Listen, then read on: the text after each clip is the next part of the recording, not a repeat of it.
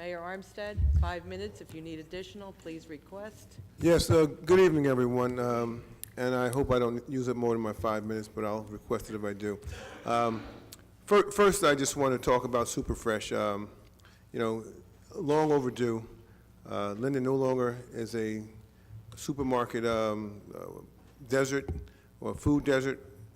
You know, last year, almost exactly to the date, I sat in this council meeting and I listened to our council person, sixth ward council person, say that he had called corporate headquarters that in fact that Superfresh wasn't coming. He spoke to them personally.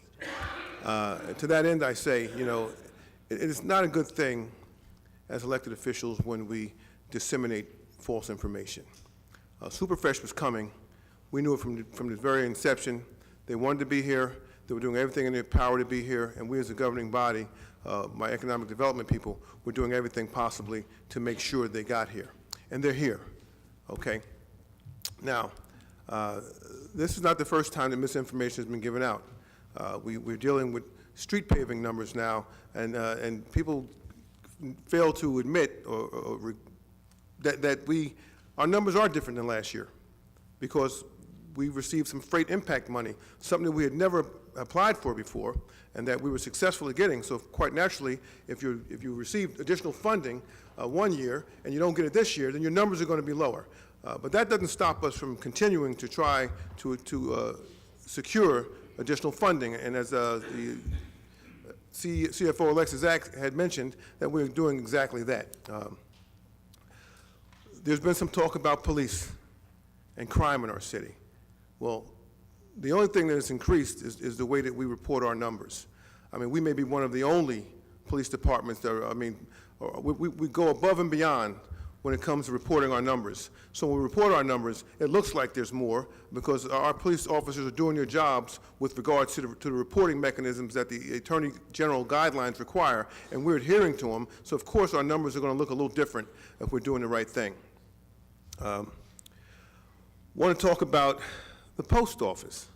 Now tonight there was a hearing, I understand, about the post office, Station A, and the reestablishment of that station. Now, just like the Superfresh, the supermarket that we worked hard to get, we worked very hard to see to it that the Station A was reestablished. Now, we had to have the post office people come in tonight and do a hearing. They were scheduled to do it next month, but I insisted that they do it tonight because I know, had I mentioned that we were going to have a post office return, that someone probably would have stated, it's just politics. It's not going to happen. So we had to bring them here to have that hearing tonight, so to bring some actual people from the post office, so we wouldn't be accused of doing something or lying, for lack of better words. So, a Station A will be coming to Linden.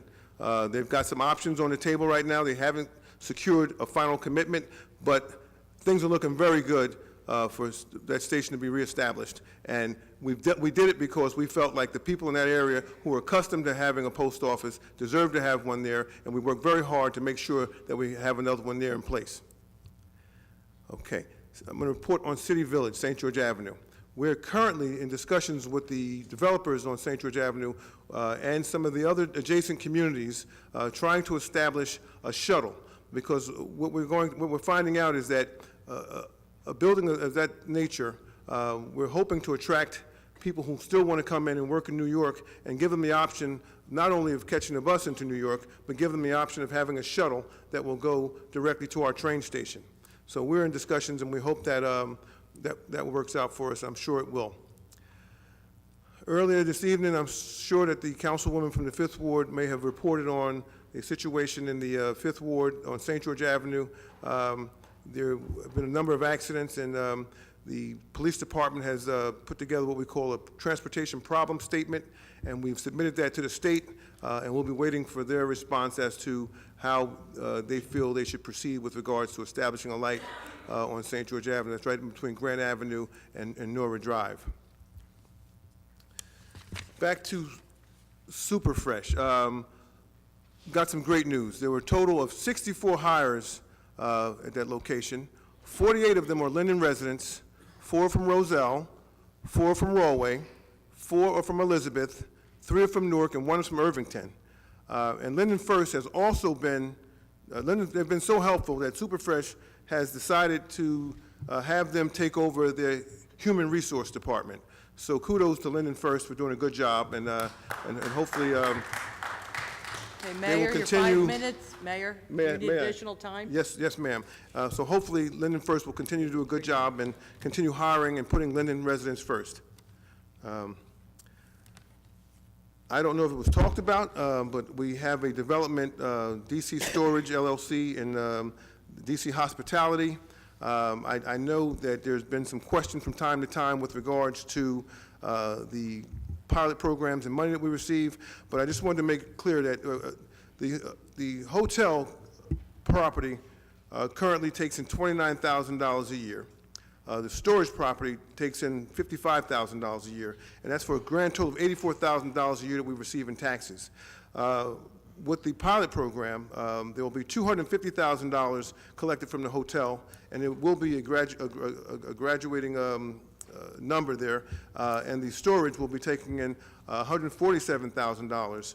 And so we're talking a total of $397,000 in the first year alone. So $397 versus $84,000 to me sounds like a win. It's land, it's vacant land there, and the owners of that land have come to us and they want to develop this project, and we think it's a good project. And last, but certainly not least, this week we are celebrating it's National Public Works Week. Sometimes we call them our forgotten employees, but they are just as critical and important as our police and our fire department when it comes to this city. I can tell you that when we had problems, when we have hurricanes or anything of that nature, they're out there in full force like everybody else, trying to make sure that the city is safe again. You know, even when there's not a trash day in your district, somehow, some way, if you need a trash pickup, we try to coordinate with another district and get those trucks over to your ward to try to help you out. So these gentlemen and women who work there, they work hard and they're dedicated to our city, and they do all they can to make our city a great place to live. And I just want to thank them for all they do. And last but certainly not least, you know, I just want to take the time to thank the members of the Board of Education for submitting a budget, or working on a budget that's going to give us a 0 increase. We've always said that, you know, we control the municipal, we need a little help from the Board of Education, and finally, we have that help, and they're going to give us a 0 this year. We come in with a lower tax rate this year, and we're just hopeful that the other taxing entity, which is Union County, will be as mindful as we are when it comes to tax reduction. So that concludes my report. No, that doesn't conclude my report. I just want to remind everybody, on June 4th is Election Day. Please come out and vote. That's very important. And last but certainly not least, just want to talk a little bit about decorum in these meetings, okay? Now, I Mayor, said... your time is up, but since you were talking on a topic that is very important this evening, Yeah, I couldn't help... I will give you I additional appreciate time. it. I couldn't help but notice how the gavel had to be stricken so many times, and there was a particular name that was mentioned, and I just want to say this. There's no place in this room for anybody, and thank God for these cameras, you know what I mean? Because I have pictures here of one of you all out in the audience there, well, he's not here anymore, giving me the finger, okay? That is uncalled for, totally uncalled for. Several pictures. I have him in other pictures making fun of a person who's disabled. This is just, it's sad. It's sad. There has to be decorum here, okay? There's no reason why the council president should have to bang that gavel time and time again, okay? The only reason that these 5-minute rules are being put in place is because there's such misbehavior in here, okay? If people are misbehaving, then she's got to bang that gavel. Okay, and it shouldn't have to be. This is a business meeting, okay? You know, at some point, you know, what's going to happen is that the governing body is going to say, hey, listen, if we can't have decorum here, then perhaps maybe we should just have the public is not being maybe we should not televise the public, because it seems like it's a show when people come into this room. It should not be a show. You want to talk about city business, let's talk about city business. But let's not make this a circus, and let's not make it a show. And Mr. Kazar, I'm speaking to you specifically about the middle finger. Mayor, Well, whoever was to it, it shouldn't have been. Mr. Kazar, you're out of order. Mr. Kazar, this is the 4th time. Whomever it was to, it shouldn't be done. Thank you. Thank you, Mayor.